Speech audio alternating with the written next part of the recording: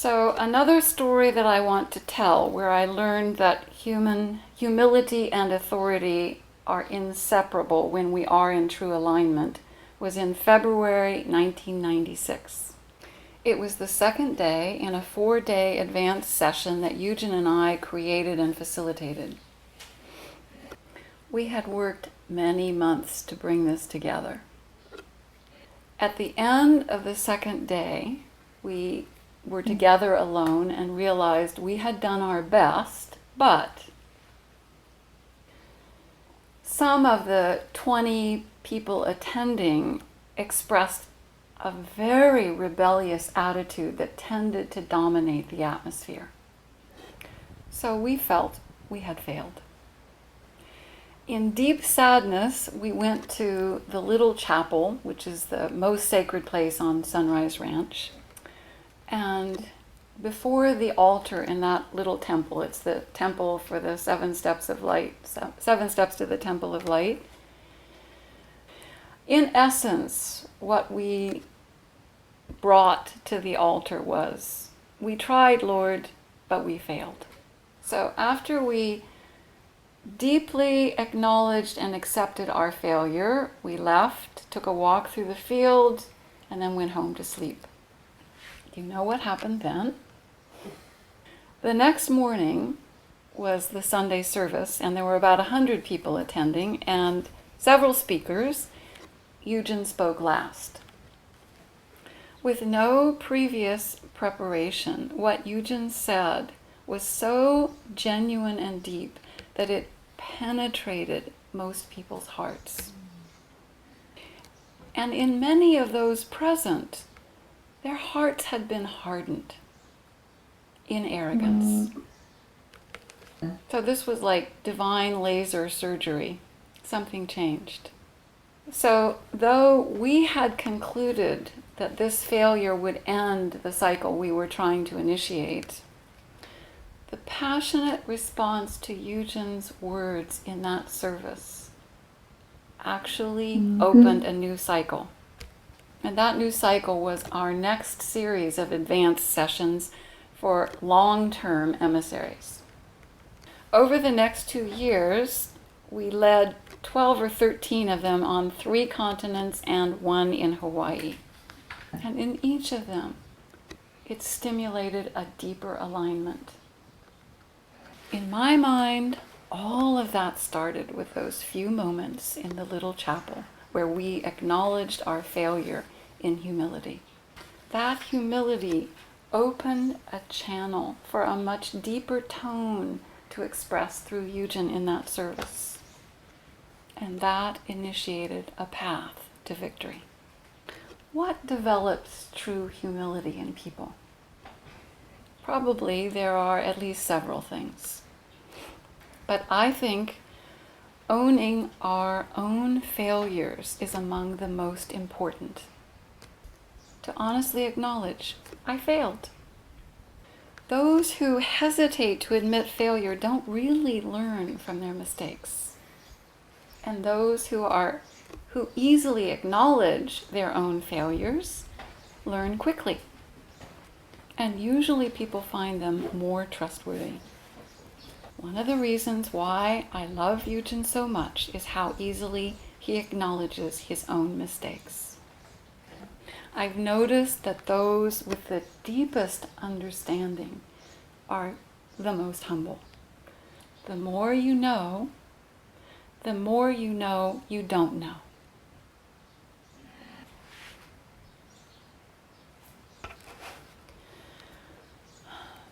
Yolanda and Martin spoke many times about failures of the past.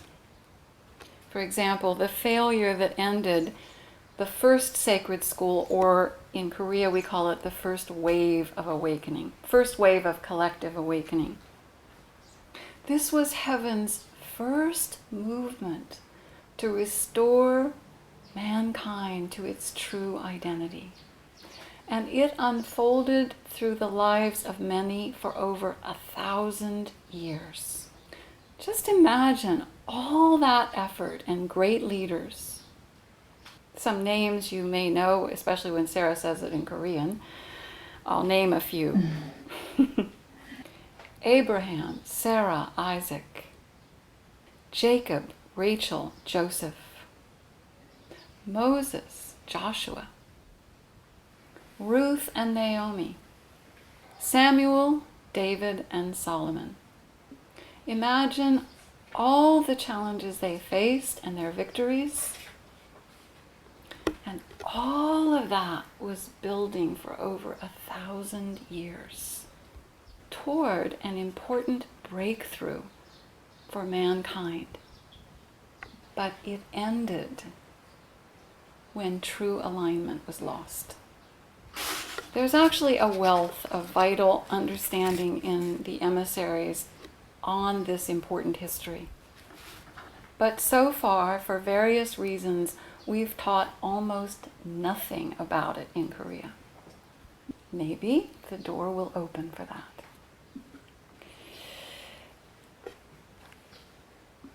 If we don't look honestly at our failures, we can't really learn from them. That was Yolanda and Martin's attitude. Not just reviewing and learning from large historical cycles of the past, but very small cycles where failure happened too. Some within the emissary program and some within people's choices. Their teaching about this helped us understand why things had not worked, so we could learn from the previous failures. So we could be forewarned and prepared ourselves for victory instead of failure. Now, hearing this, a kind of classic question may be rising in your mind. If such great men and women as these failed, what hope of victory is there for us? When you really see the purpose for your life and for humanity and the history, you have to deal with that question.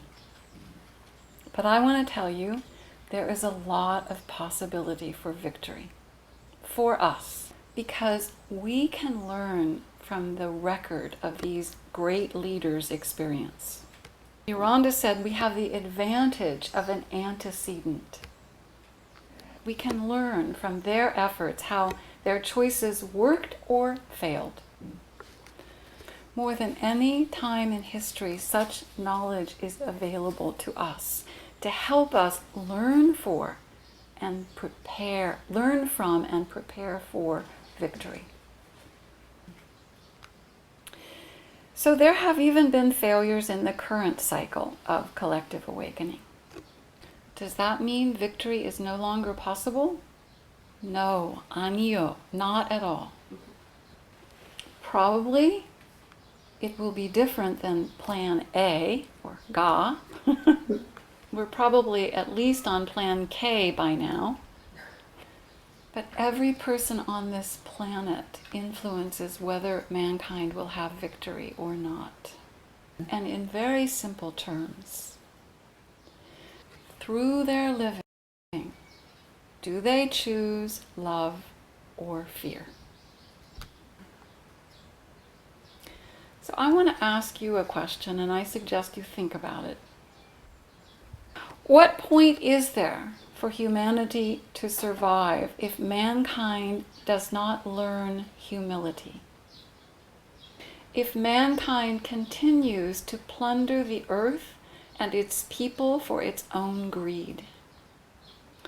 You have probably seen movies which portray the future that mankind's current values would produce. A world dominated by human arrogance.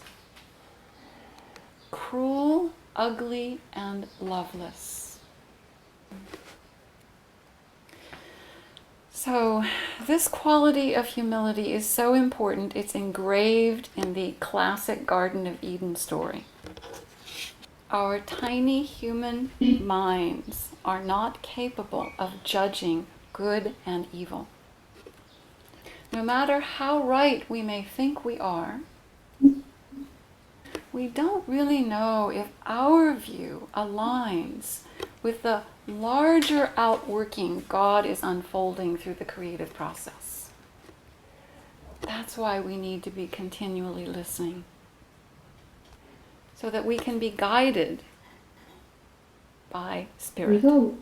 So we can be in alignment with the larger outworking. And to listen, we have to have humility. So we stand in humility before the greater wisdom of God. It's a bigger topic than we can go into, but I at least want to touch this. We can acknowledge failure. We can acknowledge failure without any shame. It's only when we're not in true identity that we're reluctant to admit failure. Because in true identity, it's no big deal. It's just another opportunity to learn and to more fully integrate our human identity into divine identity. I mentioned earlier the word meekness means teachable. Here's what Yolanda said on this. Man has interpreted meekness as weakness, but only the strong can be humble. Look at a weak person and you will never find humility. The weak person is afraid to be humble. He may manufacture an imitation of humility, but it will not be the genuine article. Only the strong ever dare to be humble.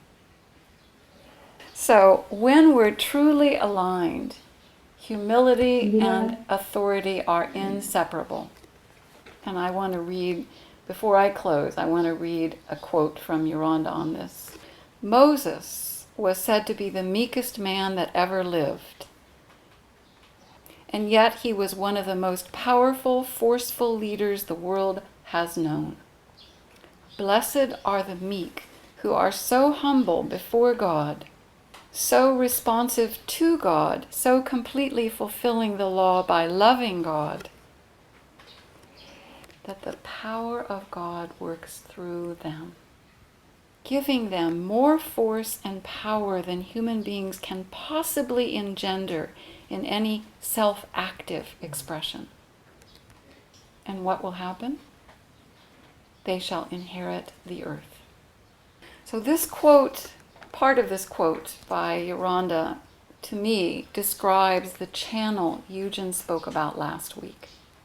The channel that opens when we are 100% aligned. The channel for God to act through us. The very cells of this planet resonate with that. They naturally respond to that. And that is how we inherit the earth. It comes home through us when we are truly aligned in humility and authority. Only the strong ever dare to be humble. We are so intimately connected with all of mankind. What is shifting in us to become truly aligned immediately is felt by, affects humanity. So thank you all for your part in this important work.